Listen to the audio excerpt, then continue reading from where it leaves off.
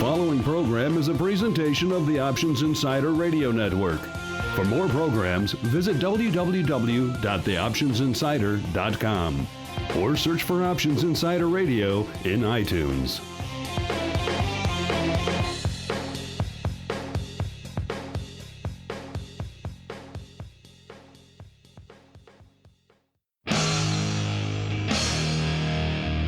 And now, it's time for the show that breaks down the options market.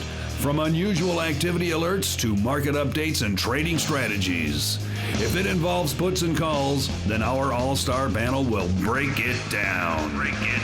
It's time to hit the option block. With your host, Mark Longo from theoptionsinsider.com and co-hosts Mike Tusaw from KnowYourOptionsInc.com and Mark Sebastian from OptionPit.com. The Option Block is brought to you by Options Express. Don't spend time worrying about your broker. At Options Express, security, stability, and account protection are the most important responsibilities to our customers. Secure account access, enhanced financial protection, entrusted with over $7 billion in customer assets, established financial stability. Options Express lets you trade with confidence. Stocks, options, and futures, all in one account. Trade with a specialist. Visit optionsexpress.com/OXradio to open your free account. Options Express is a member of FINRA, SIPC, and NFA.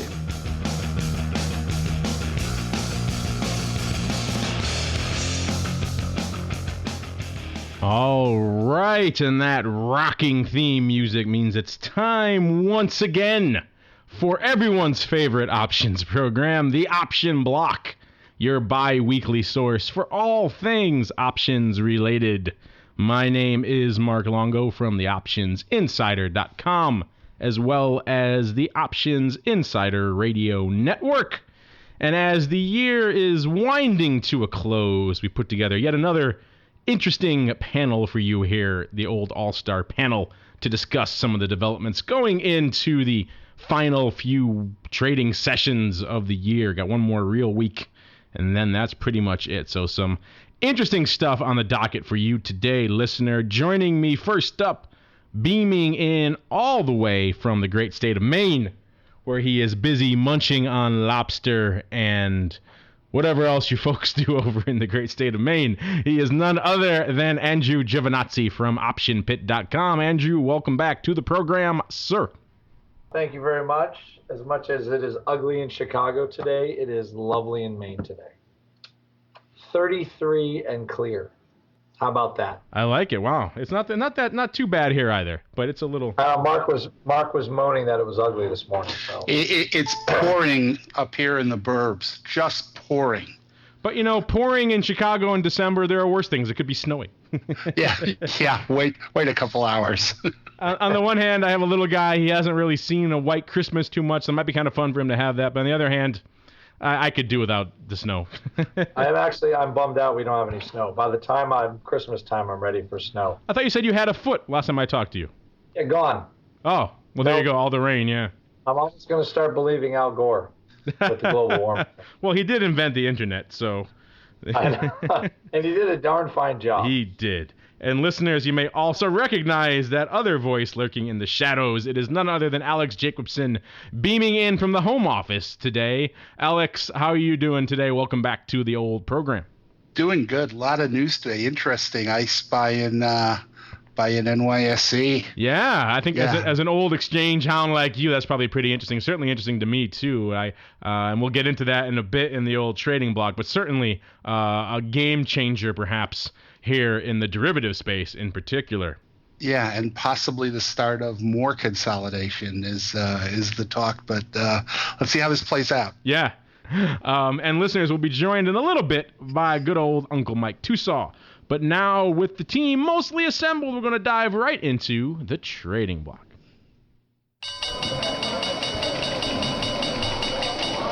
The trading block.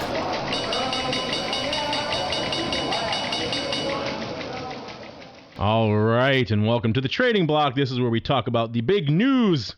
And of course, as Alex mentioned, the big news of today is actually not so much on the trading front, but on the behind the scenes in the exchange front, where we had the announcement of a potentially sizable acquisition / merger. The Intercontinental Exchange, the ICE, often confused in the options world with the ICE, the other ICE out there. But the ICE made some headlines this morning when they announced that they essentially appear to have entered into a roughly $8 billion acquisition of NYSE Group. And that, of course, includes many of the exchanges we deal with and talk about here on the show. NYSE ARCA Options Exchange, AMEX, obviously, as well, another big options exchange. ICE, not so much a player in the options realm. They really made their bones in the OTC commodities realm, particularly in the energy market. But they've been adding some options, they've been adding some options products. I believe they added some ags, coffee, a few others recently. In fact, I did a few projects with them when they announced their new options offerings earlier this year. But I think this was kind of a way for them to leapfrog into that space pretty wholesale when you acquire two of the leading exchanges, Amex and ARCA, at least from an options perspective, as well as everything else that NYSE Euronext entails. That's a fairly sizable acquisition. Alex, you've been around this exchange space far longer than I. You've even worked for several of them. What do you make of this whole deal? The future is derivatives. That's clearly the message. The NYSE's core stock business is extremely challenged. We saw the other day the Night Get-Go deal, but the future is derivatives. And NYSE, through their acquisitions, have acquired premier derivatives exchanges. They've got a burgeoning futures business. And Jeff Sprecher and his team at ICE are very, very smart people. And clearly the way, as you said, this is a wholesale acquisition that puts them smack in the securities derivatives business. And every business plan I see at my shop and every business plan that my friends and I talk about says derivative trading, even though this was a difficult year, a slow year, the forecasts look incredible going forward, 3, 5, and 10, and this puts them smack in the business. If you remember, they made a run with NASDAQ at the New York when the Eurex deal was signed, sealed, delivered, and then killed by the EU regulators. So they've had an appetite for this for a while. What will be interesting here is, now the rumors start about what's NASDAQ going to do and what's CME going to do and who's left to buy and where's the money made. So it's going to be interesting for the next couple months. It's interesting you bring up Sprecher because that was, to me, one of the wild cards in this whole deal.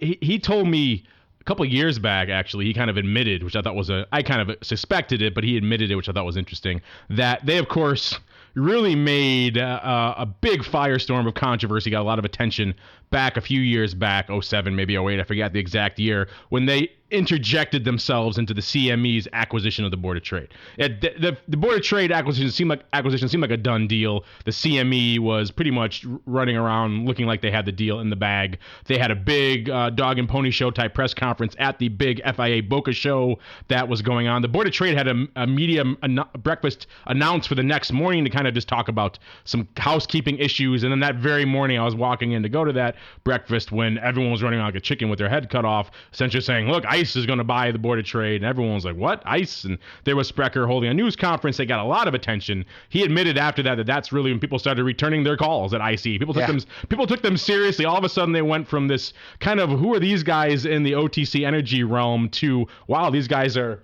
potentially serious players in the exchange space. Of course, it didn't work out for them. They didn't end up getting the Board of Trade. They were eventually outbid. Actually, maybe not outbid. It depends how you look at it. But the ICE partnered with the CBOE to try to offer a better deal for the Board of Trade shareholders. There was a lot of back and forth with that. Since then, you're right, Alex, ICE jumped into the fray earlier this year, late last year, with the NYSE Euronext deal as well, when they joined forces with NASDAQ to jump into that. So it's kind of been a pattern with them where there's a deal happens and all of a sudden, a few months later, ICE jumps in and says, me too. do. And I kind of wondered if that was him kind of following along on that model with trying to get some quote unquote free publicity by doing these kinds of. I think anyone with half a brain realized the NASDAQ ICE/NYSE deal wasn't going to happen. There's no way the regulators let something that monolithic go through. So I think he was kind of a safe bet for him to jump along on that and get some free ink out of it. This one seems like a done deal, at least from a, he's actually committed the capital. It's a legit offer. It's not something he's doing just to get some headlines for ICE. So it's a massive acquisition for them. This really makes them a player. From, I hate to say also RAM, but a second tier player at the very least. All of a sudden acquiring NYSE Euronext, that's a big acquisition. And you're right, the future is in derivatives. When earlier this year, when it was going to be, it was going to be Deutsche Börse and NYSE, it was going to be European derivatives. Obviously, the focus is still there as well, but this also makes ICE a player with AMEX on the options realm, a player with NYSE ARCA in the equity and index options realm, things that they've never really been viable in before. It also brings some interesting futures contracts, listed futures contracts, not just the OTC stuff they have. So a lot of interesting stuff to the table. Certainly, I'm sure is raising a lot of eyebrows across town here over at the CME, just a few blocks away. So I'm sure they're looking at this very closely. And it's probably why I haven't heard back from some of the other CME people I was expecting to hear back from today about some other issues, because their plate is a little bit full right now. He's not a popular guy there, obviously, for two reasons. No. One is the perception that he ran the price of the Board of Trade deal Which he certainly did. The Board of Trade members loved it. Yeah, and the other is he poached the Russell, and maybe poached is a strong term, but there was a lot of vocal unhappiness when the Russell left the CME. And the good thing about all this is good, heated competition is great for customers. Yes. You get more products, you get better rates. And if somebody who trades is listening to this and saying, why should I care? Competition is what it's about. I mean, I tell a story now that I work for a subsidiary of Charles Schwab, that when Schwab came into the marketplace, commissions for options were $14 and $15 a contract. And before somebody scratches their head and says, no, he's got that wrong, they were $14 and $15 a contract. Schwab came into the marketplace and options went to $29.95 and $2.50 a contract. Look at where we are today. We're 60, 70, 80 cents a buck. Competition is exactly what a trader wants. You want things listed on multiple exchanges, and you want the exchanges scratching each other's eyes out for business, because that's liquidity, that's low trading costs, and Jeff and his crew at the ICE have been have been kind of the wild hair in this business. Yeah, they've definitely been a thorn in the side of the Chicago exchanges for a while. Let me see if I can paint a good picture of what the ICE folks are how they operate. There's over here in Chicago, we record right near the CME office building, or the CME Exchange building right here. Right there is really only one advertisement I've ever seen in my life in Chicago for ICE. And that is, it's always in the same place. It's in a bus stop located conveniently, right next to the CME. So they've owned that spot for ages. It's the only ICE ad I've ever seen in the town. They've taken over a bus stop right near the CME building, just as a way to kind of perennially thumb their nose over at the CME. So that's the kind of thing that they do over there, is kind of just a little bit of a gotcha. And it hasn't engendered much love here, but I think on the user side, I think it's very interesting because, like you said, especially in that, let's say, monolithic futures realm, they could use a little bit of some spice to keep things interesting and active. Andrew, you've been a member of many exchanges going back to the Egyptian Papyrus Exchange back in the day. What do you think of this whole deal today? I kind of like the idea. What's funny is the SEC has done all this work trying to have multiple exchanges. We added the Miami exchange. I don't know what they trade there. Do they trade hat futures? I don't even know. FCOJ. It all is going to end up being just 3 exchanges. There will be the giant Merck CME complex. There will be some sort of equity complex, and then these ISE guys, and everything else is just getting folded up, and everything else. And we started with four? Well, we started with 4 options exchanges and about 8 or 9 equity exchanges, and now it's all just going to be a couple. So it's so silly, really, when you think about it. Like, you got to break all this stuff up, and that all gets stuffed back together. And then it's just going to be fierce competition between a few behemoths. I know everybody that is going to lose, though, liquidity providers. They're going to get squeezed even harder until someday when they're not. But so far, I haven't seen any of these mergers actually be good for the liquidity provider. Yeah, I don't see for the customer trading 1 or 2 lots, but besides customers and liquidity providers, you're just getting they're getting nickel and dime to death. Yeah, there haven't been many developments of late that have really been too fortuitous for the liquidity providers. They're really kind of just an out-of-luck group for the most part. Every single new development in the space seems to disenfranchise them a little bit more. But, I guess you can argue on the one hand, a little bit less fragmentation might help on their end. They don't have to route to as many areas. They have maybe one single platform they can use amongst the different exchanges. This might actually give them some access to some of the OTC stuff ICE was doing in the past that was a little bit more difficult to access and parse. So there could be some benefits for this in the long run. If they get it together and actually do the infrastructure, improvements. I mean, you think about it. I'd like to see some value added from some of these things. Maybe we will get something from this conglomeration. But it's like there's some of these new small exchanges. Like, what value are they really adding to the game besides fragmenting liquidity? I don't see how the ICE thing might be good.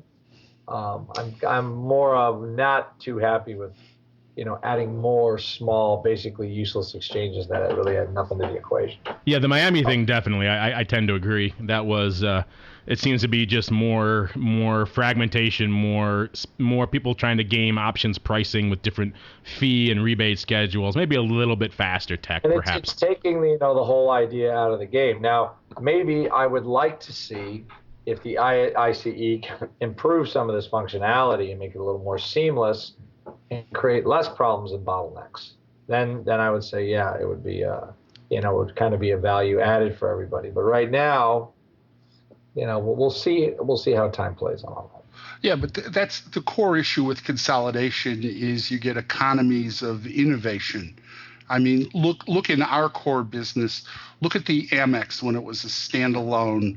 It was dying because it didn't have the resources to innovate. Look at the Amex today. In the last half dozen years, it's picked up probably a dozen share points. And I mean, we're talking from almost becoming irrelevant, almost not being on anybody's radar screen. And that's the key here is going to be the innovation. If you have these larger entities and they invest and compete, I mean, go back a step. Look at discount brokerage today. Back to what I talked about earlier, $14 a contract, and pretty traditional old boy white shoe competition. To look at it today, I mean, I remember in 2000 when the ISE started, the option-centric firms started, having option resources on a platform meant you could see the chain. Today you've got graphs. You could trade from the graphs. You've got all-in-one trade tickets. You've got the ability to do options in retirement accounts. You've got portfolio margining. I mean, innovation is what's going to drive the growth of the business and costs. I mean, costs are a fraction of what they were. Go back to 2000 and go trade a butterfly. It would never be profitable because of the friction. Today you can do condors, butterflies. You can format them on a trade ticket. Innovation and competition is going to be the key. And to your point, Andrew, if all they do is consolidate and we get more, little players kind of pilot fish, sniping at the big fish, that doesn't help much. But if you get behemoths who spend the money to innovate, who spend the money on technology, then it's a win-win.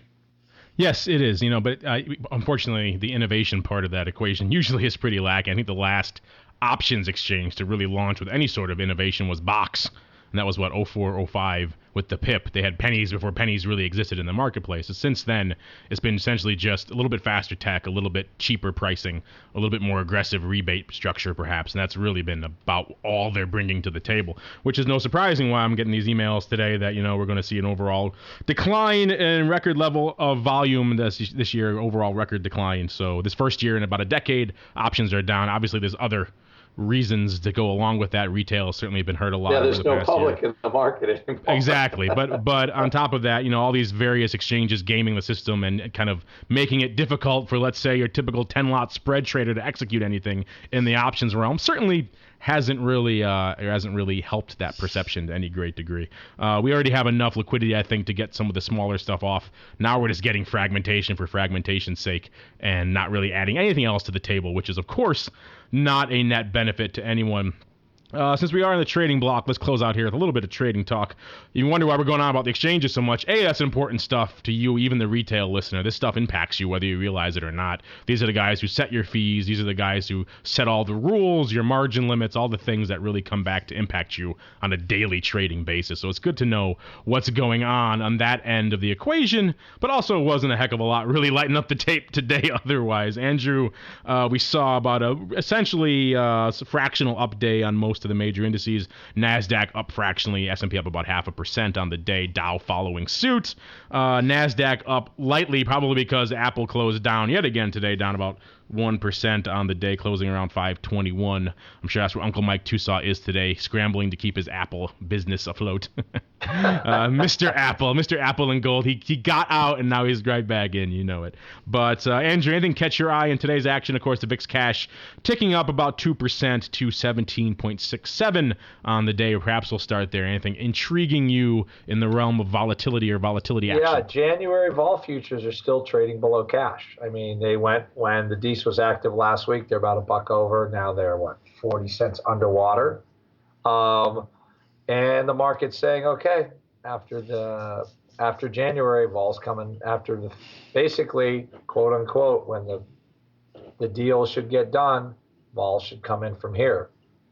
So, I mean, the big bid in vol has just been a bulge right at every option that's going to expire right around early January.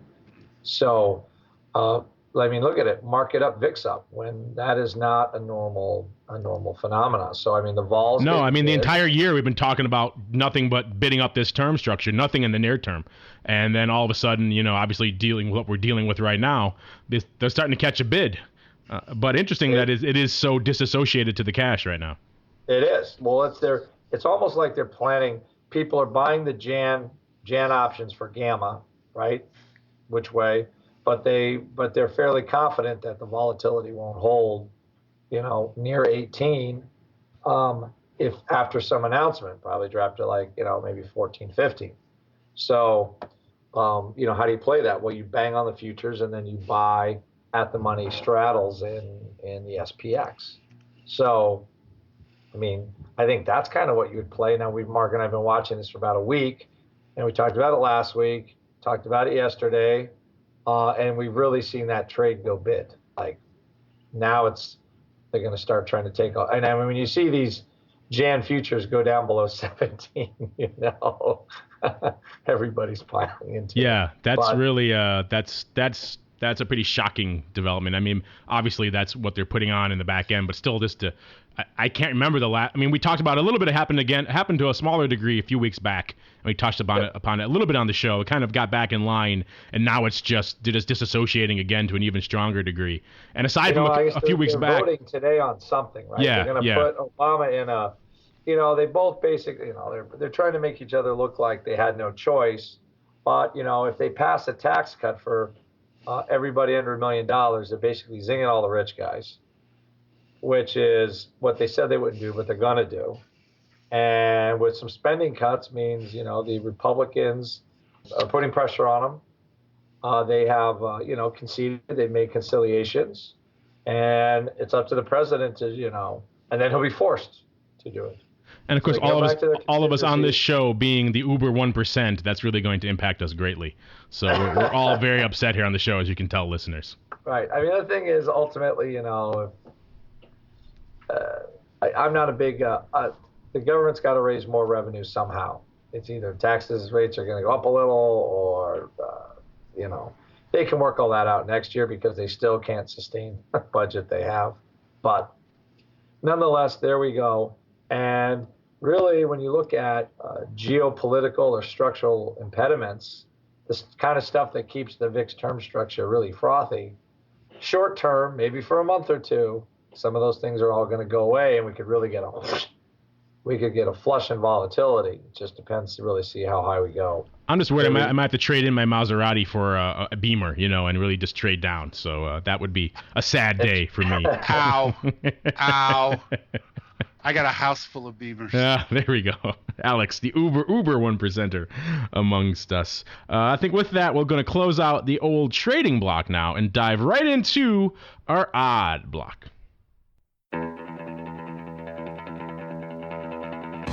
It's time to break down the most interesting, unusual, and downright questionable options activity that's been identified by theoptionsinsider.com. It's time for the Odd Block.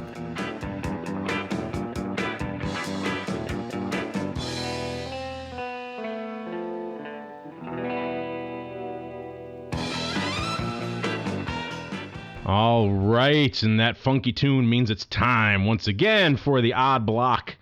And on days like today, when I am running around like a chicken with my head cut off, trying to close and finalize all those last-minute deals for Q1 and beyond, I'm really, really very thankful that we have someone like Andrew contributing here on the old Insider team and compiling all of that great unusual activity for us, because on a day like today, when I've been running amok all day long, I can turn the reins over to him and say, Andrew, what interesting and or unusual activity caught your attention in today's markets?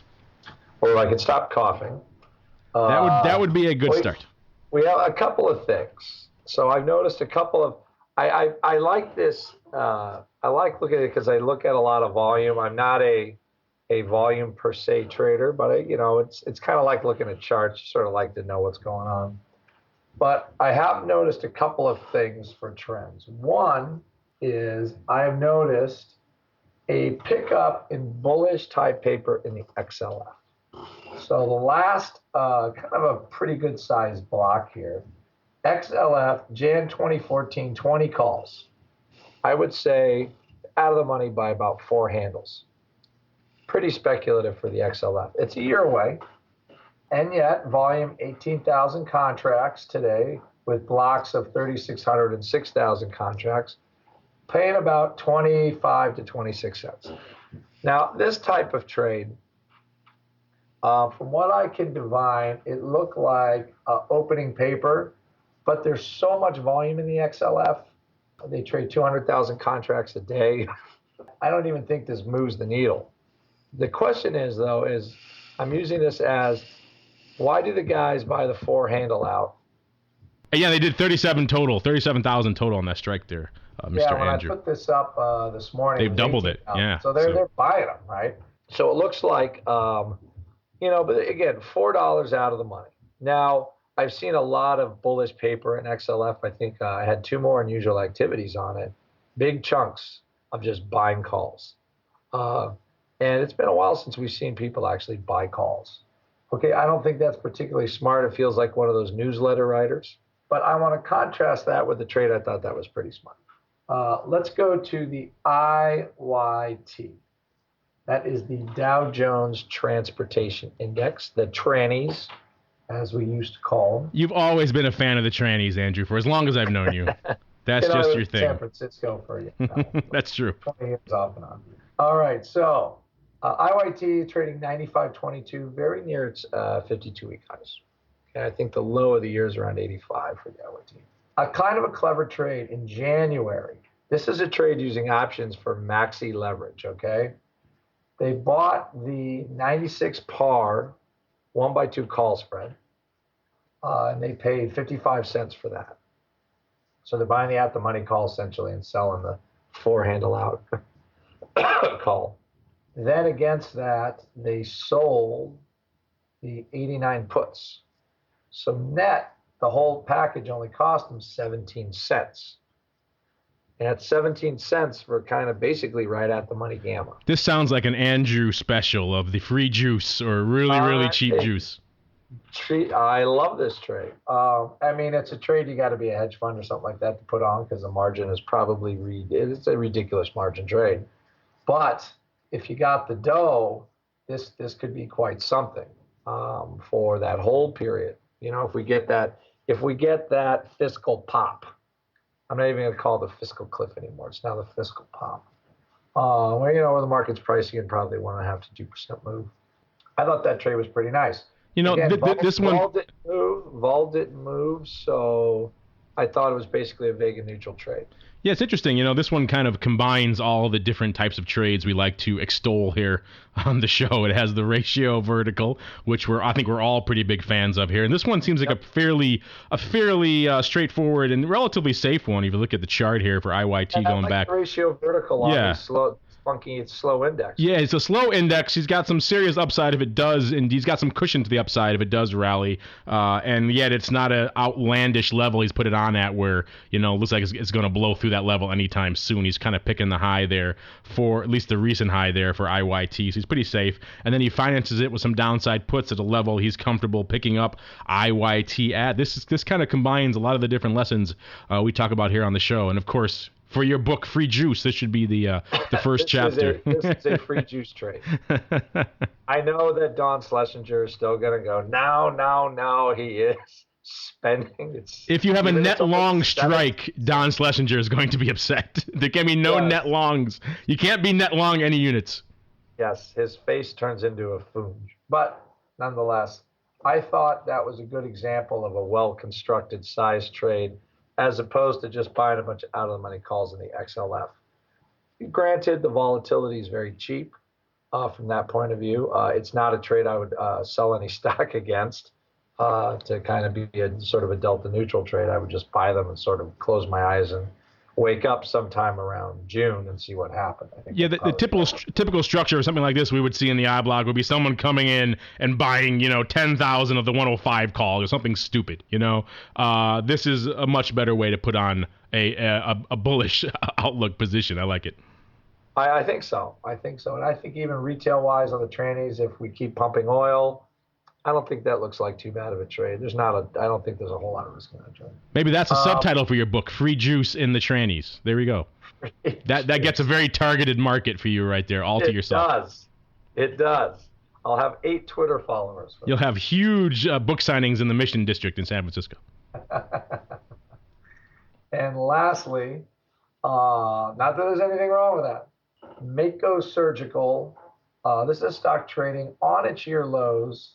I'm not even going to get into all the paper that we saw today, by the way, in HLF, when Einhorn has got his hooks into that one again now. He had faked everybody earlier in the year. But Mako, a lot of the Feb 12 puts traded. I have volume was around 3,100 contracts. Well, I thought that looked interesting on that put strike alone because the average contract volume for the whole name is only around 2,300 contracts.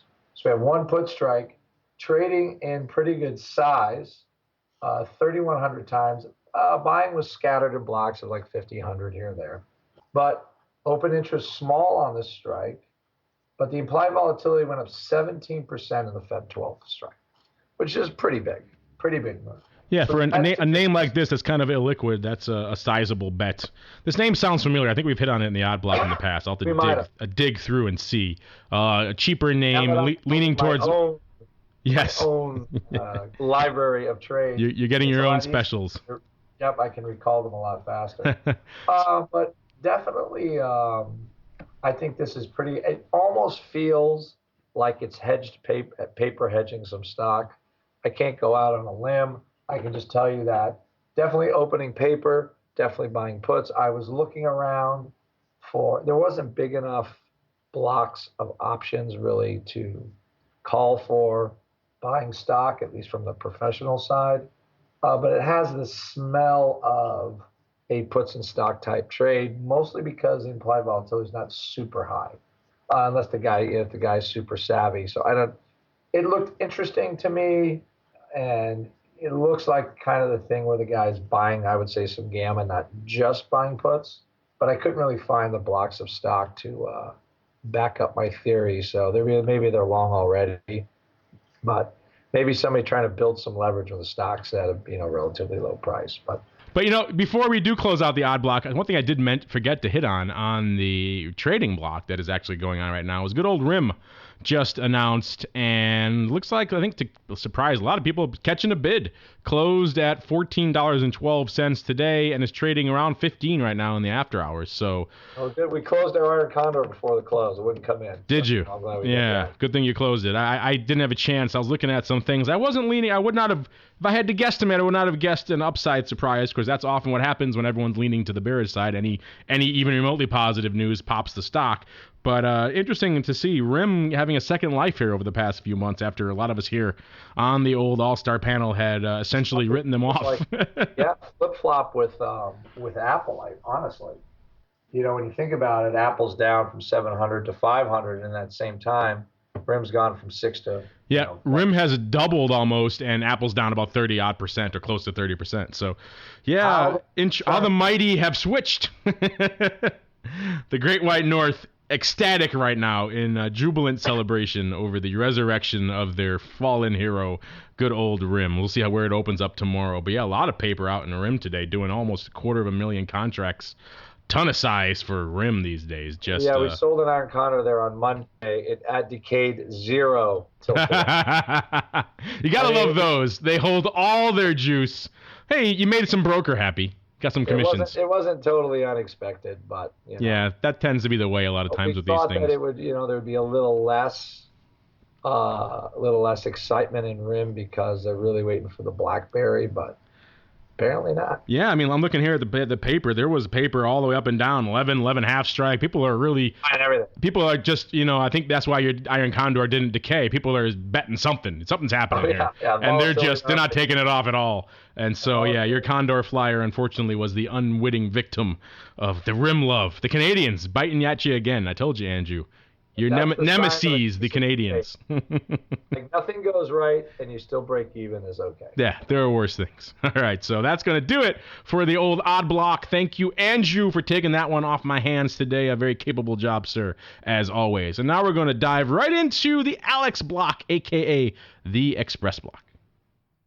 The Express block, brought to you by Options Express. Options Express lets you trade where and when you want for every level of trading. From advanced charting, free daily trading ideas, and free educational resources, Options Express is the online broker for all traders. Best of all, Options Express allows you to trade stocks, options, and futures all in a single account on powerful yet easy-to-use trading platforms, including mobile devices. Visit optionsexpress.com/OXradio for your free account. Options Express is a member of FINRA, SIPC, and NFA. All right, and welcome to the Alex block. This is, of course, where Alex takes the reins, beaming in from the home office and lets us know what caught his eye over in the land of OX today. And Alex, I know, was a big exchange day, and that really caught a lot of your interest, caught a lot of your attention. Anything else really catching your eye that you thought would intrigue our listeners today? Yeah, to Andrew's point on the XLF, banks, names like JP Morgan hitting new highs today. A lot of interest in the banks, a lot of interest in drugs today on the desks, and they had a good day. Pulling from Ideas Hub, talking about iron condors, Ideas Hub today flipped to the weekly expiration, the last week expiration, and one of the emails I get a lot is we've talked about some of the equity ideas kicking out of Ideas Hub. Let's do an index idea. So one of the top ideas pulled out today is on the Russell for those people, those premium harvesters who like to sell cash settled European paper. Russell trading around 852. Ideas Hub ciphered up the 830, 820 put spread, the 870, 880 call spread. So the Condor trading about $1.80 for a little more than a week. So if you think the market's going to be unchanged here or some kind of stay in this trading range, and you think the Russell's going to not violate the range of 830, 870, about 20 points on each side, there's a a condor worth looking at. Buck 80 for a week. Shows you there's still some year-end volatility. Yeah, that's some substantial juice. That doesn't go along with Andrew's free juice, but it's still pretty good. And another point, just for those of you who trade the opening, the ISE announced today, and I assume the other exchanges will follow the lead, that they're doubling the opening bid offer allowable because of volatility, and they sent around a couple dozen names, but it's kind of what you'd expect. It's Apple, Amazon, Baidu, Google, Priceline. I don't know if that's a commentary on volatility alone or just on markets being a bit thin here into the end of the year. But if you do trade the opening, and I know we can kind of debate forever the merits of trading the opening or entering into the pre-opening, just be aware that they've doubled the bid offer differential that's available. Now that doesn't mean that the bid offer will double, but it means that the liquidity providers, the market making community, can in fact, if they're getting stressed at the opening or getting some pre-opening news and volatility, can double the bid offer on, as I say, it's about 3 dozen issues, but in terms of paper, it's a lot of the triple-digit stuff, Panera, Priceline. So just be aware of that. And the memo they sent around is for the entire first quarter. So it's December 24th, starting Monday, all the way through the March expiration. So people should be aware of that if they're coming in at the opening. I was talking to another brokerage firm the other day, and they were debating, they said internally, whether or not they're even going to ban market orders for options trades, because so many of their customers have been getting just run over, particularly on the open, with some of these names, and how just disastrous it's been for them, and having to make some clients whole and terrible trades. They gave me one example of someone selling a put with about $5 worth of meat on it for about a penny somehow. And because it was pre-open, or the market maker didn't have to make them whole, and it was disastrous. So this kind of plays into what you're talking about here. It's a lot of uncertainty, a lot of vol, a lot of thin markets, unfortunately, going in right around the open here. It makes it difficult for a lot of these firms to just keep their heads above water. It's not surprising they're taking some action here. Yeah, especially. Never use market orders. Yeah, I think if you teach your clients one thing, that's probably the first one, right? Well, especially in some of these triple-digit names. I mean, that's one of the big discussions the industry's had for a while. Is this what I guess we would term unsplit names, and everybody says, yeah, well, it's Priceline and it's Amazon, but it's also things like Panera, and a lot of these stocks are $140, $150. And you turn around and say, well, at the opening, that could easily stress $1, $1.50. I mean, we could debate endlessly the merits or pitfalls of trading at the opening. But I think the one thing we all agree on is if you're going to trade pre-opening, be very careful. Be very, very careful. I mean, when I worked at the SIBO years ago, a lot of brokerage houses used to promote get your order in 10 minutes early so we can have it at the opening. And I always thought that's because of the fact that there were no exchange fees at the opening. I don't know if that still exists on the exchanges. I've been away from the exchange community. But in this environment, I mean, Monday especially, Christmas Eve, short day, I'm not sure there's going to be as much liquidity chasing options on Monday as there will be, during the regular course of the year. But if you're going to trade pre-opening, if you're going to enter an order pre-opening, be very, very careful. As we are often want to do sometimes, we'll pull a question that is particularly relevant to this segment. And we had a listener writing in, Max S, and he asks, when I put on a spread and extend, it displays the positions in my position list. But when I go to close the position, I can only one-click close the spread one leg at a time. Is there a way to one-click close a multi-leg spread through extend or through the website? Thanks. Love the show. Max X. And after I got this email, I went and checked to see what he was talking about. And I do indeed see what he's talking about, where, especially in Extend, I haven't tried it on the website, it lists the legs individually, obviously. So you can, if you want to close out a position in Extend, you just right-click and it says, close the trade. I'll close this position. But if you do it with the legs, it's just going to close the legs individually. And maybe there's a setting I'm missing in Extend, and maybe Max is as well, that groups them by position. So you can just close out, let's say you have an Apple put spread. You can close it all out in one right-click. Is there some setting in there, Alex, that we're missing? Well, the simple answer is, and Max kind of posed the question, am I better off going to the website? The big advantage about going to the website to close the position, and by the way, he can keep Extend, which is the applet-based trading platform, and the website open. He can have them both open at the same time. But if you're on the website, you can go into the all-in-one trade ticket, which lets you trade 4 legs simultaneously. And as we talked about on the last show, he can work the order in the walk limit. And those aren't features that are available on Extend.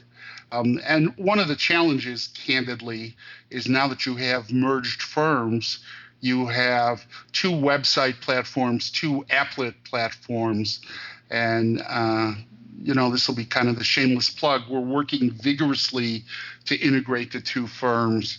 And I think what you're going to see up the road at some point is probably not 4 choices, probably 1 web-based application and 1 applet-based application. And of course, what we're striving to do is kind of do the best of both products. But the quick, easy answer is go to the website, use the all-in-one trade ticket, and if you are an active trader and you've got positions working, use the walk limit, which will save you the time from putting a limit, not getting filled if you don't get filled, canceling, replacing. Walk limit will do that for you automatically. By middle of January, you'll be able to customize it as to starting points and ending points. Right now, it just goes from midpoint to NBBO, but it's such a powerful tool that I default to the website and do the closing trade there. Yeah, I just brought it up while we were talking, and I'm looking around at some, for example, I do have a couple of different put spreads in my OX account right now, and I was looking at them to see if I can right-click them to close them out in app. I think it's what he's looking for. I see what you're saying, but I think he's looking for something that groups his positions by position. So he can, so let's say he has an Apple put spread, he can one-click it and say close this spread. Yep. I'm not seeing that, at least. So maybe that's something. I think that's what he's specifically looking for. Yeah, which you would be can do it on interesting. the website. You with can? The all-in-one, Okay. Yep. Okay. With the all-in-one trade there ticket. We go. And you can walk limit it. I know I sound like a broken record, but walk limit is an amazing feature. I mean, I will tell you candidly, this is one feature that when we sat in the product development committees, we kind of all bet on how soon the competition would try to knock off the walk limit product. But it's amazing. Right now it's an exclusive at OX, and it frees up so much time. You can look at the spread. Let's say the spread is $1.80, $2. And worst case scenario is, okay, I'm going to buy it back at 2. Walk limit, it'll start at $1.90. Put the order to buy the spread back at $1.90. Let it sit there for 2 seconds. Walk it to $1.92 in case there's some, dark liquidity or resting limits or something. So if you're an aggressive trader, if you're an active trader, it frees up time that's real important to you. All right, Max, there you go. Alex has answered your question for you. Thank you for that, Alex. Check out the all-in-one trade ticket on the site. Hopefully that will get you where you need to go. And now we're going to close out the Old Express block and dive into our final segment, Around the Block. Around the Block.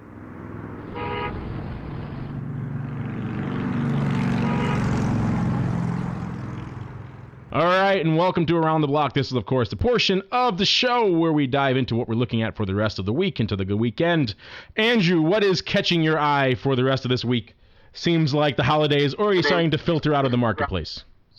Yeah, I think, really we're just trying to position for the cliff. That's what we've got on for the most part. Gold looks ugly. That's been one of our better trades of the week. Just backs. I know Don would hate it, but we didn't have to stay back spread for long. we got it and fell out of bed for us nicely, $4 or $5. So that was a fairly quick close. But we're just very trying to pick our spots and wait for the kind of the binomial market setup to go away. So it really affects so many. If you're going to trade in any kind of short-term way, 30 days or less to expiration, it kind of puts a monkey wrench in everything. So, basically I'm just focusing on that trade, and anything now I'm trying to look past, January into positions I want to have and kind of let grow till, March, April. So that's, and actually I like the XLF. I like that as a trade. I don't like just buying a bunch of, $4 out of my calls, but there are, I think, some interesting stuff there to do. All right, and what is coming up in the land of the pit, sir? One of your final plugs of the year. Final plug for the year is we have 2 spots open in our gold class only for January. So anybody that's interested, hop on over. I don't think we have anything else planned for the rest of the year. Mark and I are going to have a light schedule next week. But we had a record 2012 for the little business. So we are thrilled to death. We have lots of happy clients, and we're looking forward to 2013. Yes, and just to clarify, that is indeed not a course on trading gold or gold options, but I believe that's your advanced level course, is it not? I will call it our intermediate option trading course. Intermediate options trading. There you go. 2 spots left, listeners. Seems to be the most popular, and then we do some advanced work after that. Great. Advanced work with you until you take that, because we don't want to. It's better for you to take the other one in kind of a classroom setting before we do some more one-on-one with people. So it seems to work better that way. One final update here. Thank you for that, Andrew. And one final update here on good old RIMM. It is still trending north in the after hours, trading about 1530 right now. So that ATM straddle went out at about $1.50, $1.60 or so. So it's pushing the outer limits of that straddle. So RIMM getting some love in the after hours. You can see now why Andrew's Iron Condor didn't really decay at all. People were prepping for a move in RIMM. Looks like they got it. So if you were a straddle buyer, it actually could have worked out for you. So with that in mind, Alex, what are you watching for the rest of this week, of course, and into our very abbreviated holiday week next week? It is a quiet schedule at OX, so there aren't a lot of events going on. As we've mentioned, I'm sitting home in Deerfield, and Walgreens earnings are tomorrow. Always interesting when earnings are on an expiration Friday. Other than that, the calendar gets really light. As I mentioned, be careful about liquidity here these next few business days. Here come the singing clocks. Other than that, a quiet end of year. Walgreens closing today at about 37.5 and earnings before the open tomorrow. So hopefully if you wanted to trade those, you got your positions on already. That ATM straddle went out at about $1.30. So looking for a little bit of a run in WAG tomorrow as well. We'll keep an eye on that one. Going into tomorrow's session, they did about 22,000 contracts today, which is about 2x ADV. So getting some interest out there in good old WAG. I haven't traded that one in quite a while. It used to be in one of my pits, and I kind of lost interest in it. It hasn't been the most scintillating of names to keep an eye on, but it's got some activity levels back in. It got some volatility. Might be an interesting one to watch post earnings tomorrow. So there you go. Keep an eye on WAG. Keep an eye on, of course, all of this fiscal cliff stuff we've been talking about. The disassociation in VIX between the VIX and the VIX futures, particularly in the near term, is really something that's intriguing. Doesn't set up very often. We always talk about in VIX land that extremely pronounced bid to the term structure, and getting a bid in the near-term VIX futures is a relatively rare setup and poses some interesting opportunities for you, the listener. And of course, going into this shortened holiday week, we're already starting to see some of the juice come out of the markets in a lot of different areas. So if you're one of these guys who likes to chase and sell some premium going into these extended weekends, it's like some of that gas is already starting to come out of the market. So keep that in mind when you're out there. Don't chase these bids. Don't chase down some of these weeklies till they erode to nothing. You don't want to give away a weekend plus. In this case, it'll be a weekend going into the shortened day on Monday and even into Tuesday. You're giving away essentially 4 days worth of risk. You want to make sure you're properly compensated for that. So if the setups aren't there, if the premium levels or the volatility levels aren't there, just don't put the trade on. You'll have it again next week. How many times have we seen something crazy develop over the weekend? Right now, with all this negotiating coming out of Washington, I like how Andrew put it, the binomial market setup. That's indeed what we're in. There could be a huge announcement and development over the weekend. Of course, with politicians working on a holiday weekend, probably not, but you never know. So there could be some developments. You probably want to keep your powder dry and be prepared for something like that. Don't give away your risk for free this weekend. So keep that in mind. And that, of course, is going to do it for the Around the Block segment. It's also going to do it for this episode of the Option Block.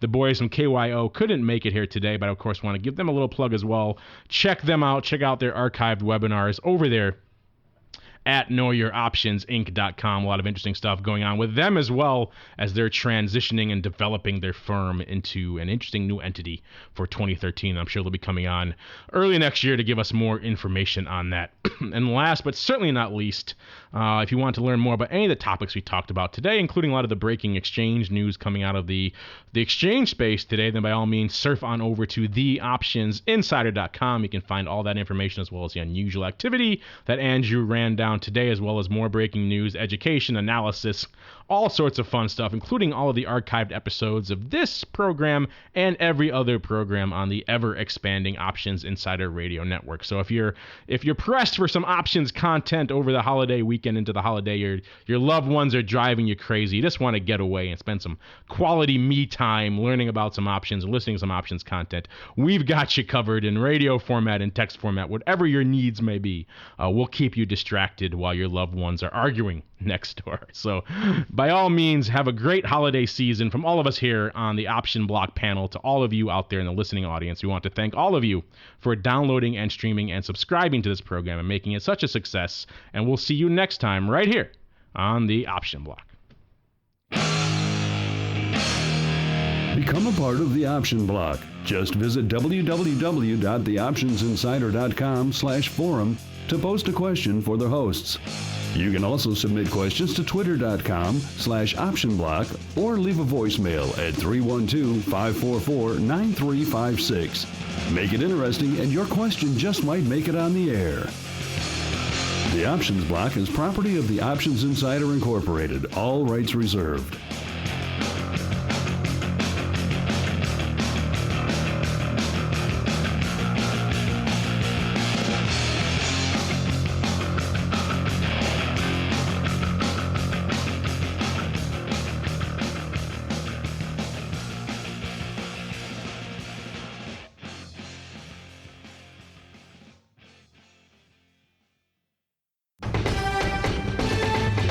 The preceding program was a presentation of the Options Insider Radio Network.